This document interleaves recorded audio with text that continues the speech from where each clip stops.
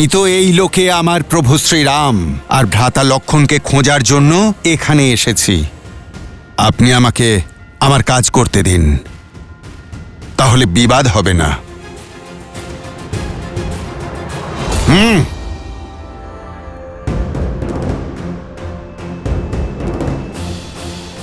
তোমার বাকচাতুর্য নিয়ে আমার কোনো সমস্যা নেই। সমস্যা তো এটাই যে তোমার কর্ম আমার কর্মে বাধা সৃষ্টি করছে। আমি এই লোকের রাক্ষস মহারাজ অহিরাবণ আর মহিরাবণের বিশ্বাসের পাত্র। আমার উপর আদেশ আছে যেন আমি কাউকে ভিতরে প্রবেশ করতে না দিই। তাহলে তো বিষয়টা সত্যিই সমস্যার, কিন্তু আমাকে ভিতরে যেতেই হবে। যদি তোমার মনস্কামনা পূর্ণ করতে হয় তাহলে আমায় যুদ্ধে পরাজিত করতে হবে।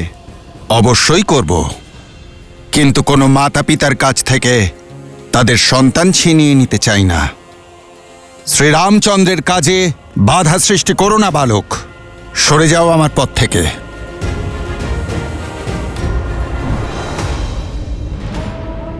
না তুমি আমার মাতা পিতার চিন্তা করো, না আমার নিজের কথা ভাবো। এমন যেন না ঘটে যে তোমারই সন্তান হয়তো অনাথ হয়ে গেল। সময় থাকতে ফিরে যাও, না হলে প্রতিজ্ঞাও থাকবে না আর তোমার প্রাণও থাকবে না। তুমি ঠিক সেইখানেই প্রহার করেছ বালক, যেখানে করা উচিত ছিল না। এই ব্রহ্মাণ্ডে এমন কোনো শক্তি নেই যে এই হনুমানকে তার প্রভুর থেকে দূরে রাখতে পারে।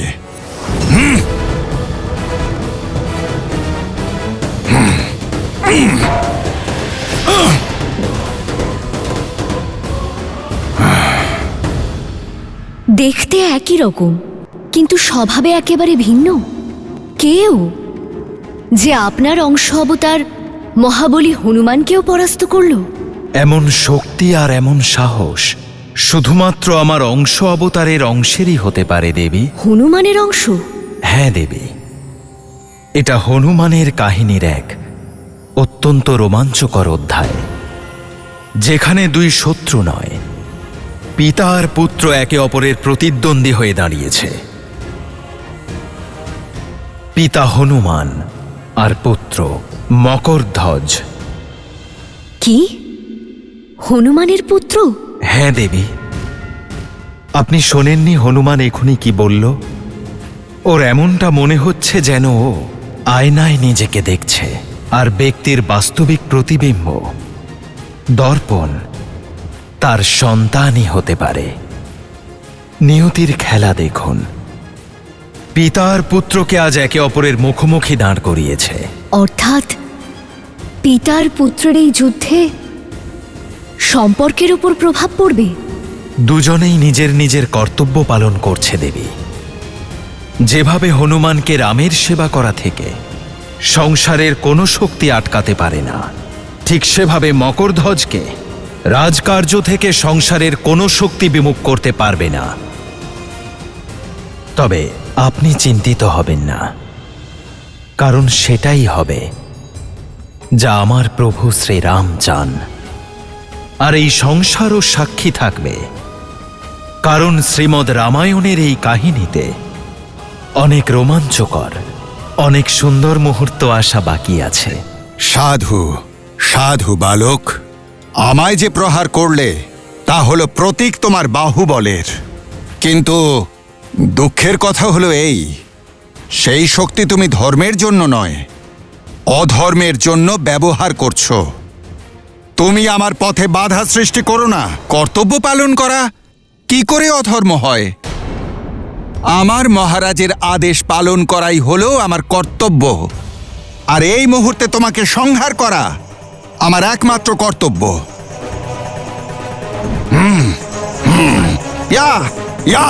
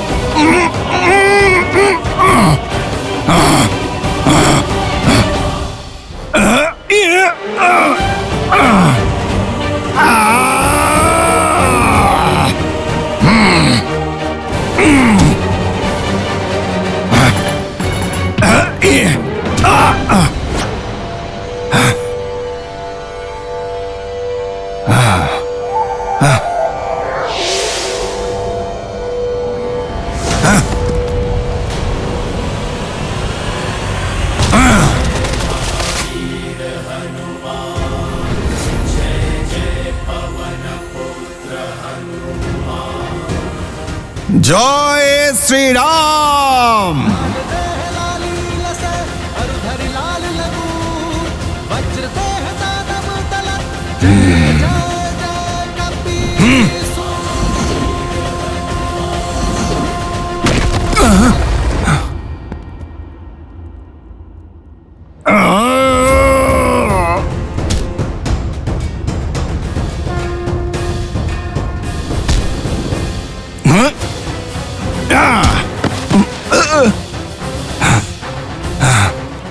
আজ পর্যন্ত যত যোদ্ধার সাথে লড়েছি, তুমি তাদের মধ্যে শ্রেষ্ঠ আর উত্তম বালক।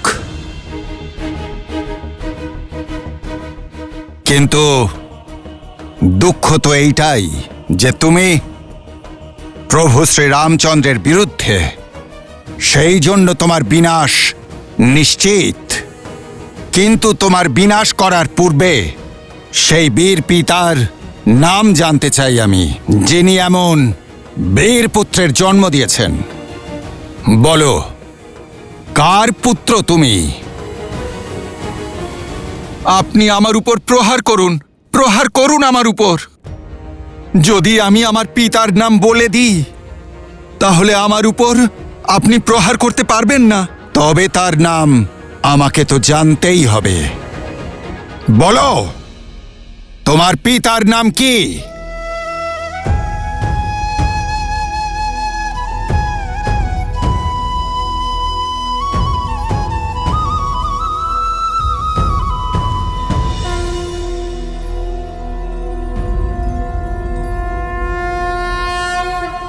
আপনি আমার পিতা।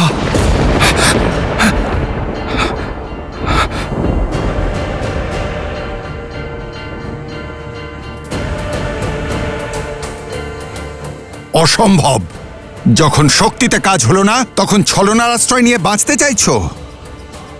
তুমি আবারও একটা বড় পাপ করলে। একজন ব্রহ্মচারীর উপর এত বড় একটা অপবাদ দিলে তুমি। এত বড় একটা মিথ্যা বলার সময় তোমার লজ্জা হলো না? এ মিথ্যা নয়। আমি নিজে এইমাত্র জানতে পারলাম। আমি তো জন্ম থেকেই আমার পিতাকে কখনো দেখিনি, তার নাম শুনিনি। শুধু এক ভবিষ্যৎবাণীর অনুসারে আমার পরাজয় শুধুমাত্র আমার পিতার হাতেই হওয়া সম্ভব। মিথ্যে! শুনতে পাওনি তুমি? আমি ব্রহ্মচারী, আমার কোনো পুত্র থাকতে পারে না। এবার তোর বিনাশ নিশ্চিত।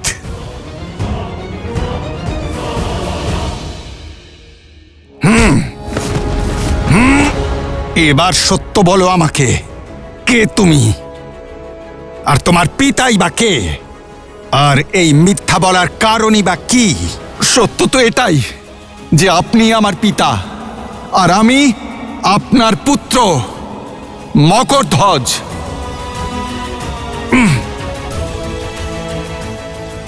আপনার মনে আছে যখন আপনার জ্বলন্ত লেজ দিয়ে লঙ্কা দহন করেছিলেন?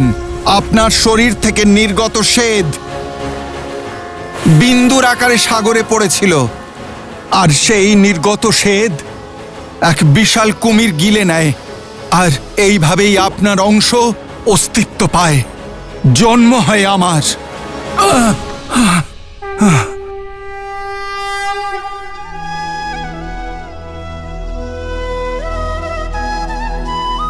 এই শক্তি, এই বুদ্ধি আর পিতাকে চিনতে পেরে প্রহার না করতে চাওয়ার বিনয় তুমি সত্যি আমার পুত্র? যখন পিতা পুত্রের সাথে মিলিত হয় তখন আশীর্বাদ লাভ করে। আমি তো তোমাকে প্রহার করেছি, কিন্তু তুমি তো এত বলশালী, তোমায় কি আশীর্বাদ দেব আমি?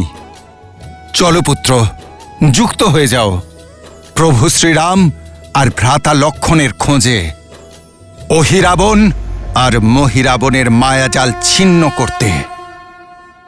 ক্ষমা করবেন পিতা, আমি তো আপনারই পুত্র, তাই এ কাজ আমি করতে পারবো না, আর আমার প্রভুর আদেশও অমান্য করতে পারবো না, কর্তব্য পালন থেকে বিরত থাকতে পারবো না। আমার মহারাজের আদেশ আপনাকে বাধা দেওয়া, তাই সেটা আমি অবশ্যই করব।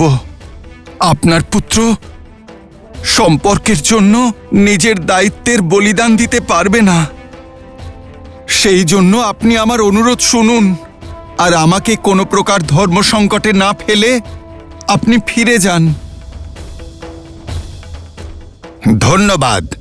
আজ আমার পুত্র আমায় স্মরণ করিয়ে দিল যে কর্তব্যের পথে থামা উচিত নয়।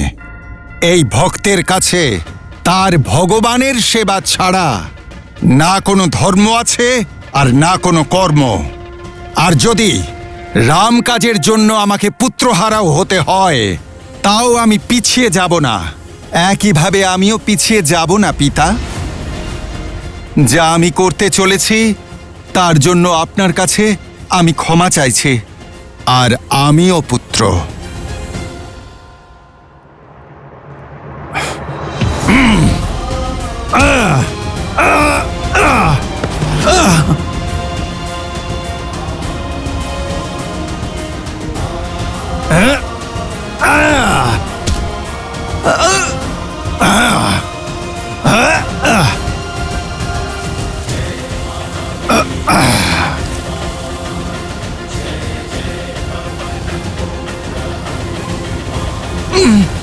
তুমি আমার পুত্র, তাই তোমায় হত্যা করলে অধর্ম হবে, কিন্তু আমি তোমাকে অধর্মের পথে যেতে দিতে পারি না, তাই আমি তোমায় বেঁধে ফেলেছি। তুমি নিজের খেয়াল রেখো পুত্র। আমার অপার ভক্তি তোমার অসীম শক্তিকে বেঁধে ফেলেছে। রাম নামের শক্তি দিয়ে মায়ারূপী সব ছলনাকে ছিন্ন করেছে। এখন এই বন্ধন তুমি চাইলেও ছিন্ন করতে পারবে না।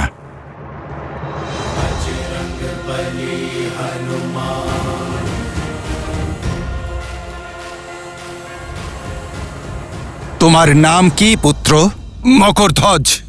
আমি তোমাকে বিজয়ী হবার আশীর্বাদ নয়, পথ দিচ্ছি। কর্মের পথ সর্বদা ধর্মসঙ্গত হওয়া উচিত, কারণ অধর্মের জন্য নেওয়া পদক্ষেপ শাস্তির ভাগীদার হয়। ঈশ্বর তোমায় সদ্বুদ্ধি দিন।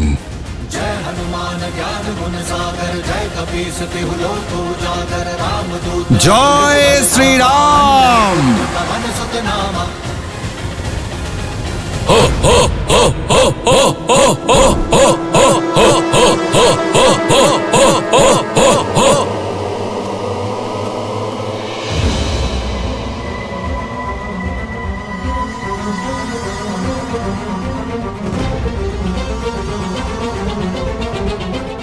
প্রভু, আমার প্রভুর এই দশা।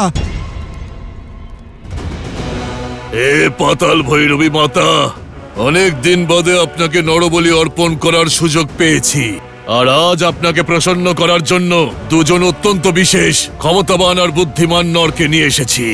এই বলিদান গ্রহণ করে আমাদের আশীর্বাদ করুন মাতা।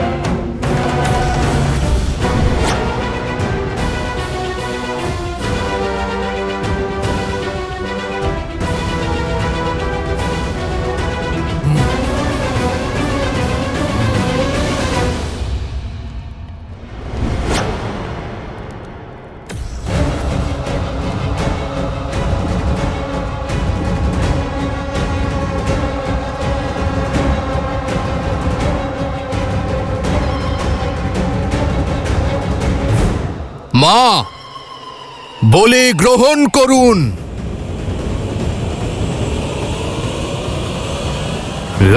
দাঁড়াও মূর্খ!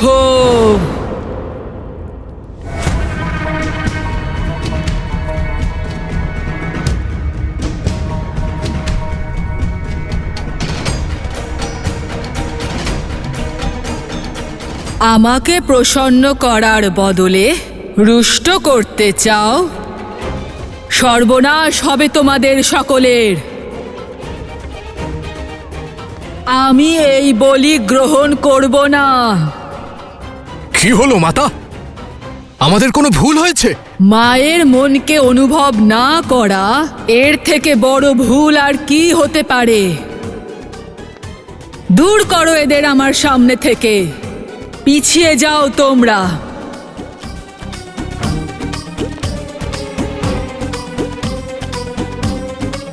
পাতাল ভৈরবীর আজ্ঞা উল্লঙ্ঘন করেছো।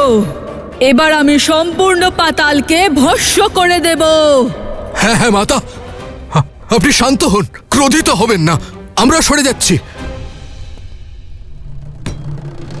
ক্ষমা করুন মা, ক্ষমা করুন।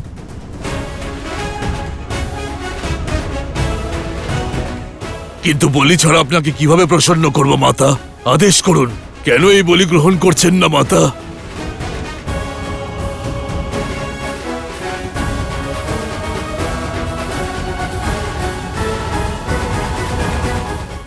যাই হোক, এটা ওরই কোনো পরিকল্পনা। আমি তো ধরা পড়ে গেলাম। এবার কি তোমরা মহাবলী আমাকেও বলি দিয়ে দেবে?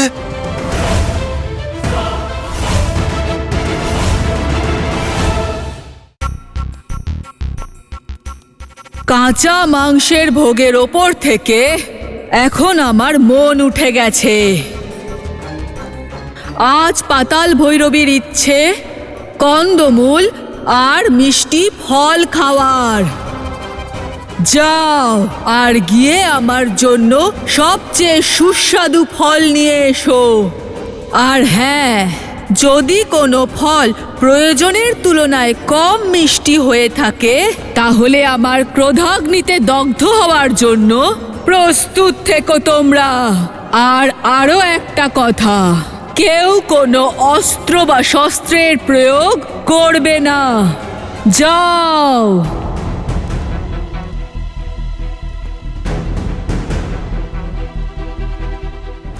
আমার আজ্ঞা পালন করো, এখুনি, এই মুহূর্তে। এখনই আনছি মা, এখনই আনছি। যাও। শুনতে পেলে না মা কি বললেন? শীঘ্রই যাও আর পৃথিবীর সব থেকে মিষ্টি ফল নিয়ে এসো। প্রথমে কন্দমূল ফলের ভোগ দেওয়া হবে, তারপর এদের দুজনের। যাও, এক্ষুনি যাও।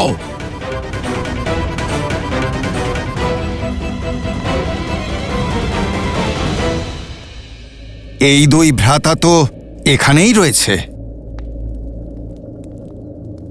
তোমরা দুজন এখনো দাঁড়িয়ে আছো? আমার দেওয়া কাজ সেবকদের করতে বলে আমাকে রুষ্ট করছো? যাও। যথাজ্ঞা মা, যথাজ্ঞা।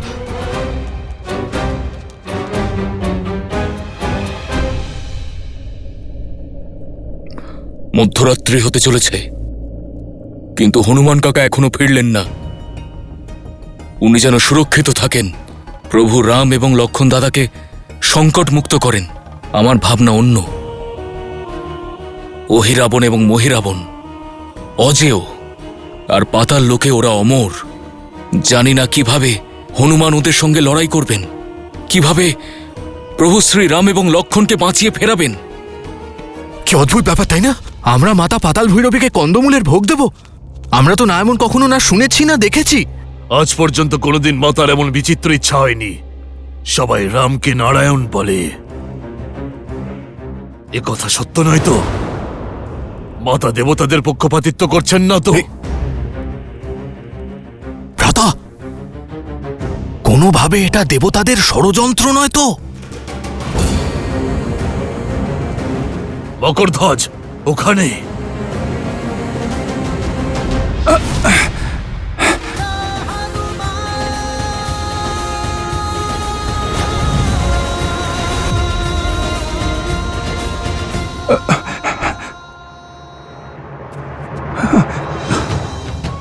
প্রভু উঠুন, উঠুন প্রভু, দেখুন আপনার হনুমান এসে গেছে। প্রভু চোখ খুলুন।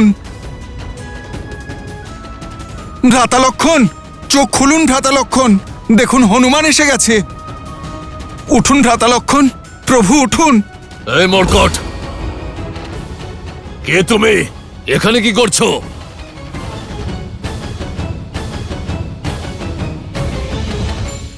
যাই হোক, এটা এরই কোনো পরিকল্পনা। আমি তো ধরা পড়ে গেলাম। এবার কি তোমরা মহাবলী আমাকেও বলি দিয়ে দেবে?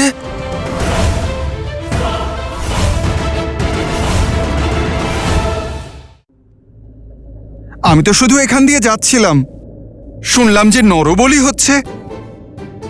আসলে আমি কখনো নরবলি দেখিনি তো, তাই দেখতে চলে এলাম। আর এই লাড্ডুর সুগন্ধ এত অপূর্ব যে আমি নিজেকে আটকাতে পারিনি।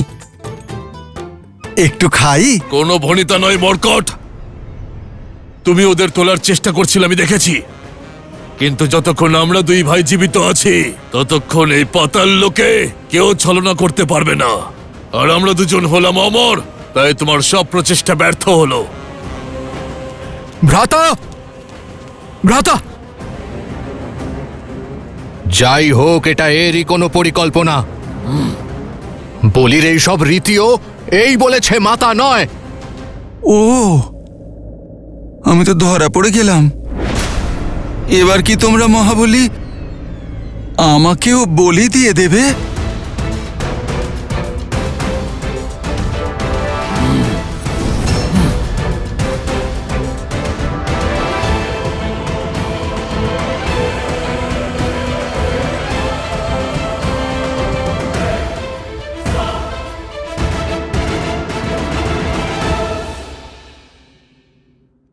মা পাতাল ভৈরবীর মন্দিরের ভিতরে 5টি ভিন্ন অগ্নিকুণ্ড আছে। একসাথে ওই 5টি অগ্নিকুণ্ড নিভিয়ে দিলেই ওই দুই ভাইয়ের মৃত্যু সম্ভব। জয় শ্রীরাম।